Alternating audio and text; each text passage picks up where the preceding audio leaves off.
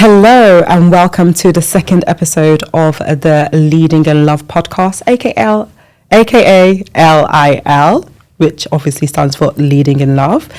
And on this episode, we will be discussing how to embrace happiness beyond societal norms. And this is in celebration of International Day of Happiness. The International Day of Happiness, which fell on Wednesday, the 20th of March, 2024 this year, is a global day that is celebrated across the world to promote happiness, well-being, and more compassion. So yeah, let's get started. So yes, as I mentioned in my intro, this episode of the Leading in Love podcast, which is our second episode, we will be discussing how to embrace happiness beyond societal norms. So first of all, what is happiness? In the Oxford Dictionary, happiness is said to be the state of pleasurable contentment of mind, deep pleasure in or contentment with one's circumstances. Sorry, I struggle on that word, contentment. But I hope you get my gist. So yes, the state of pleasurable contentment of mind, deep pleasure in or contentment with one's circumstances. And I'll be discussing, the pros and the cons of, embracing happiness beyond societal norms.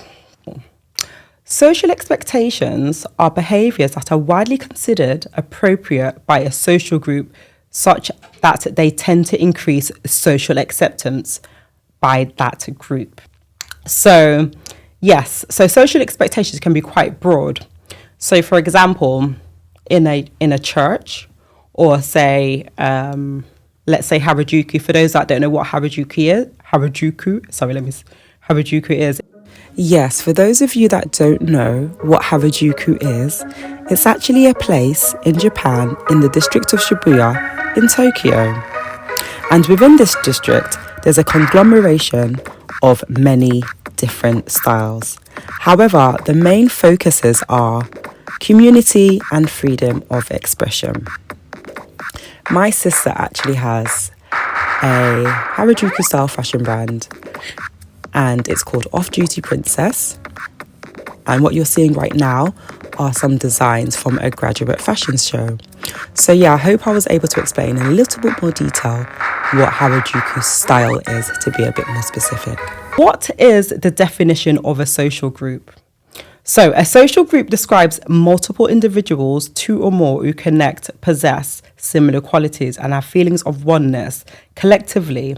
For example, clubs, businesses, families, circles of friends, local religious congregations, and so on. For example, Harajuku fashion is one social group, and the church is another social group.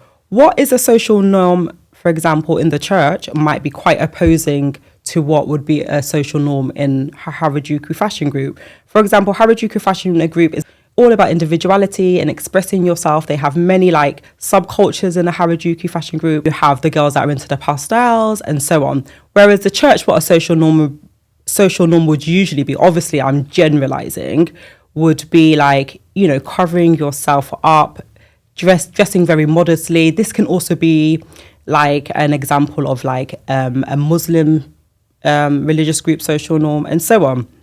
So yeah, so like I said in the intro, we'll be discussing how to be embrace happiness beyond societal norms. And the reason why this is important, because we need to discover who we are as individuals. So you might be born into a family or a culture that has certain societal norms. And if you don't discover who you are as an individual, this can lead to you not finding your happiness, not finding your peace, not finding your joy in life. So we need to really focus on ourselves to be able to embrace this. This is easier said than done, because we all want to be accepted. We all want to be loved. We all want to feel like we are valued. So sometimes embracing happiness beyond your individual social norms. The reason why I say individual social norms, because we all have individual social norms. So if you're born into a highly religious family, and then you kind of haven't done that inner work, done that reflection to discover whether or not this is something that really truly resonates with you, you might find yourself being unhappy. So like happiness is although happiness, like people explain it to be something as you work on, it also can be in accepting and embracing yourself as an individual. So that's why I was very passionate about this, because myself, I felt like I had to do that myself a lot. But my mum, luckily, is like very accepting, amazing person. I remember when I was younger, and I said to my mum, because my family are Muslim, like, so mum, when I get married, do I have to give my child a Muslim name? And she was like, call your child whatever you want. But obviously, not everybody has such accepting family. So a lot of people might find a lot more challenging and uncomfortable to embrace their own happiness beyond societal norms. One of the things that people are often conflicted are with is the balance of responsibility and obligation of pursuit of personal interests. Say, for example, you become a mother. Yes. And obviously you have this responsibility to care for the child, look after the child, but also you have your own personal interests. So like maybe you're a mother and you like turning up on the weekend. You like dressing up. You don't want to dress like a mother. Do you know what I mean? You might have for example, I have a professional career which is looking after children and young people. And sometimes I do find myself conflicted. Like, do I change my appearance now that I'm working with adolescents? Like, should I have this orange hair? Do you know what I mean? Maybe I should get a nice, more formal hairstyle. But the advice that I would say for that is remember that your personal self and your professional self are two individual people. Obviously, you have to have certain boundaries with your behaviors, for example, like you have to like children, of course, to look after children. So if it's a matter of that, you're that conflicted, maybe you're in the wrong career. But obviously it can be challenging because sometimes you find yourself like falling into a certain, career path or industry, and you realize it conflicts a lot with your personal self. But one word of advice I would say to that is remember that people generally are very accepting of each other's individual, expressions, as long as you are, I would say, respectful and obviously have certain boundaries in place to ensure that you don't it doesn't get too crazy. Like, for example, if you are, working, like, for example, in my career with children and young people, I know, for example, on Sunday night, I've got to go to bed early. I've got to get a good night's sleep. Even if I go on Friday or Saturday, on Sunday night, I need to put myself to bed. I need to make sure I eat well, sleep well, so I'm ready and in the right state of mind to go into work on the Monday and support the children and young people that I work with. Okay, so let's move on to the next topic of discussion. So now I'm going to be discussing norms and how they can sometimes be obstacles, social norms, let me be more specific, and how they can be obstacles into us embracing happiness. What is normal? What's normal for one person might not be normal for another person. Social expectations do help people get along. So I'm not trying to say like abandon your social norms and just go like AWOL. They're a positive thing. They're a good thing. They do, like I said, they do help people to get along. And obviously there's major obstacles in going against social norms. So it can be challenging for people to have the confidence to go against their own societal and social norms. Societal will be like, it's like a broader spectrum, like what is normal in day-to-day human life. But social norms differ depending, for example, on your geographical location. So what is normal in the UK might not be normal in another part of the world. And what is normal in your family or your social circle might not be normal in another family or social circle. So when you go against social norms, obviously the challenge that you might face will be feelings of isolation and exclusion. So if I behave in a way that is not socially acceptable in my church, this might, create like people might stigmatize me for my behaviors, or say, for example, even people that have, this is very interesting because even people that you would see as very expressive people, they can be challenged by the conflict of wanting to be accepted and fit in and wanted to be an individual.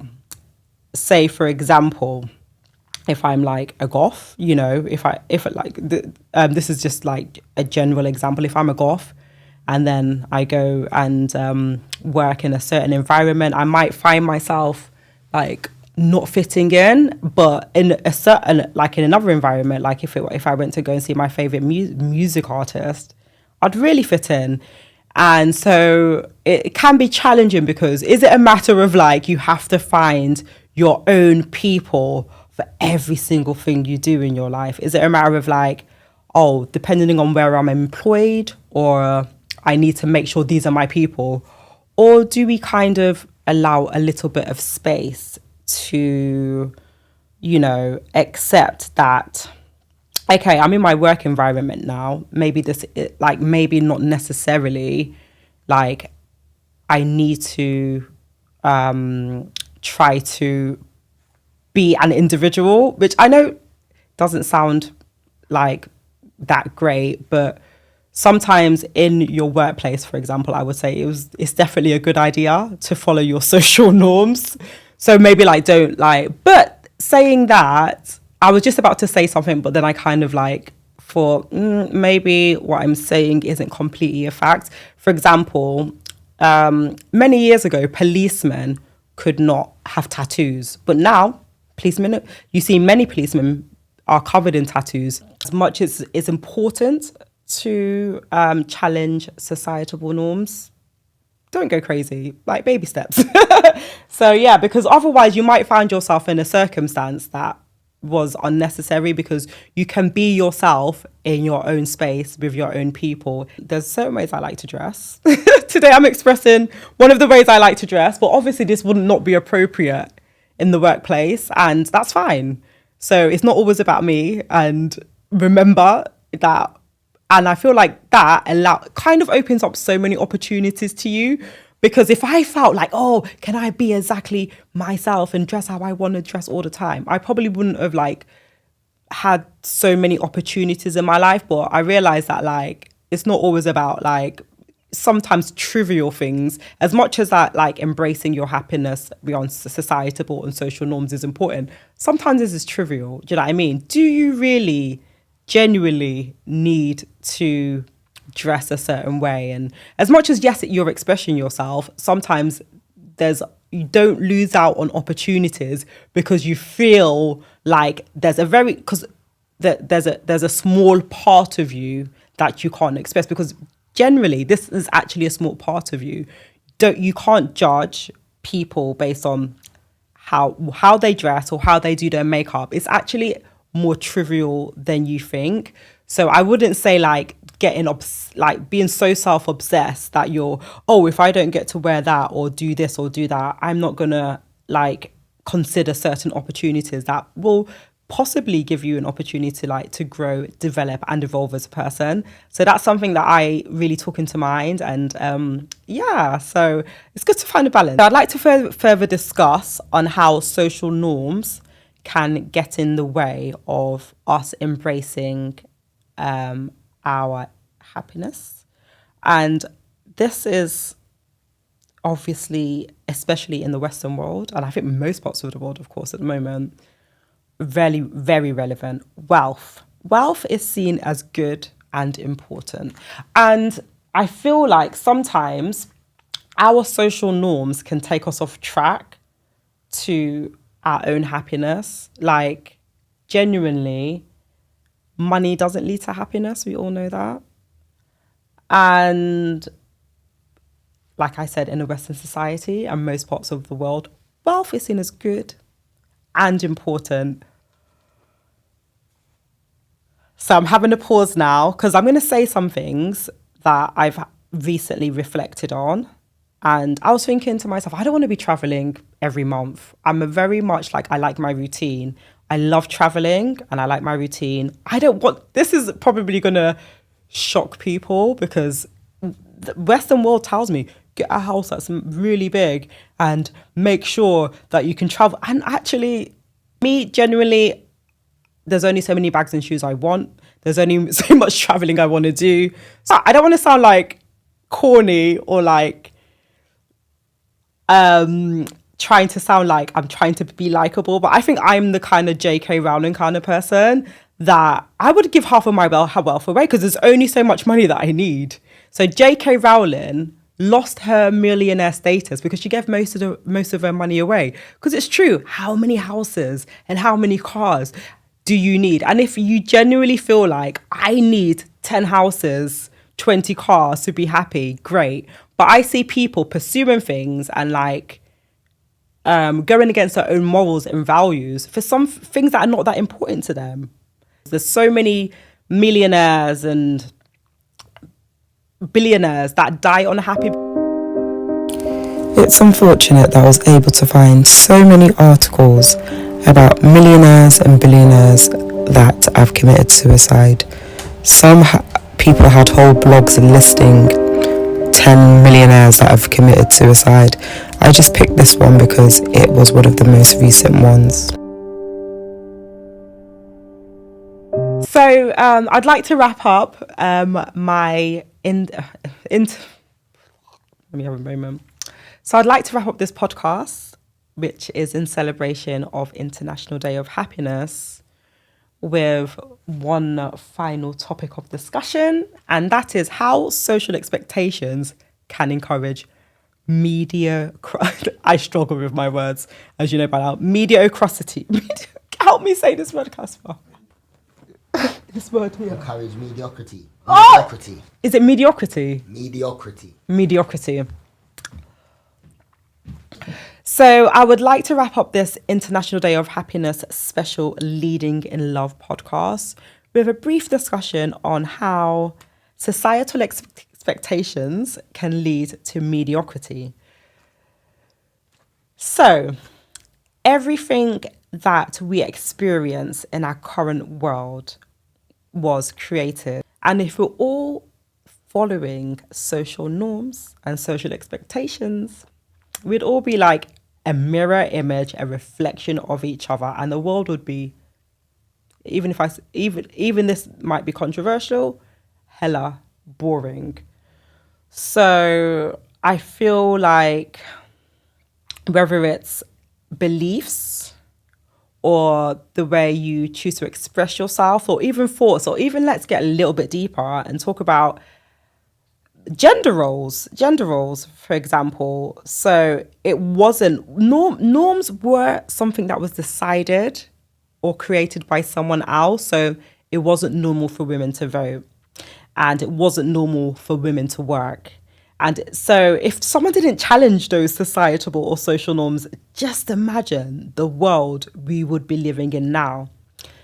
And I like to go a little bit further on this one because, like, we're in the day of the age of sprinkle, find a man that's got money and this and that. And like, I feel like, what's wrong with like the idea of like being a female boss? Like, yeah, obviously, do what suits you, do what serves you, but like, why wait around for like someone, like, as a woman, I think to myself, why wait around for a man to like pick me and choose me and then like create my life for me? Why can't we both be bosses? Do you know what I mean? Why can't he be boss and I be? And I feel like it's such an interesting topic of conversation because if we have that idea in our heads, if society tells us this is a man's role, this is a woman's role, like, we wouldn't have the Naomi Campbells of the world, the Madonnas of the world, I'm saying like, I'm saying people that are more like in the entertainment industry because I'm like, I've got a creative mind. But if Naomi Campbell was sitting around thinking like, oh, I like looking for a man to, you know, come up and sweep her off her feet and give her everything, would she have worked so hard? Would she have achieved what she achieved in life? In fact, Naomi Campbell's a really good example because she had her first child at 50. She adopted, I don't know if it's actually not really confirmed, but yeah, Naomi Campbell had her first child at 50. And it wasn't a matter of like she was waiting for a man to create the life that she wanted. As much as it's important for a man to be a provider, there is this thing in our society that we do also need men to see themselves as fathers, because it's not just about having money and for like having a family and having money. Like, present fathers are very, very important. I feel like challenging mediocrity can be very beneficial for us as a society as a whole. And it's funny because the word maybe mediocrity isn't the right word, the word that I struggle with. But I would say challenging societal social norms can be like something that can be highly beneficial and rewarding for us as a society as a whole. Thank you. And that's a wrap. And remember, be kind to yourself, each other and the planet. Until next time, guys. Bye.